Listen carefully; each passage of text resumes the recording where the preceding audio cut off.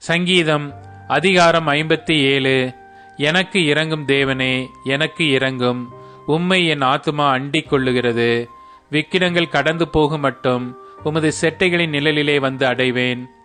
எனக்காக யாவையும் செய்து முடிக்கப் போகிற தேவனாகிய உன்னதமான தேவனை நோக்கி கூப்பிடுவேன். என்னை விழுங்க பார்க்கிறவன் என்னை நிந்திக்கையில் அவர் பரலோகத்திலிருந்து ஒத்தாசை அனுப்பி என்னை இரட்சிப்பார்.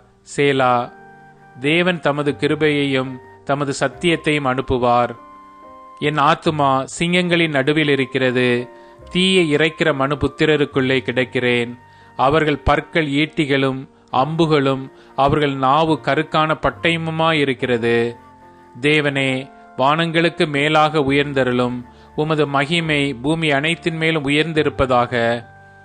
என் கால்களுக்கு கண்ணியை வைத்திருக்கிறார்கள். என் ஆத்துமா தொய்ந்து போயிற்று.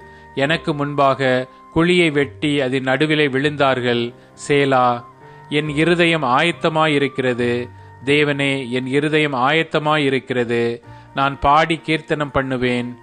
என் மகிமையே விழி, வீணையே சுர மண்டலமே விழியுங்கள். அதிகாலையில் விழித்துக் கொள்வேன். ஆண்டவரே, ஜனங்களுக்குள்ளே உம்மை துதிப்பேன். ஜாதிகளுக்குள்ளே உம்மை கீர்த்தனம் பண்ணுவேன்.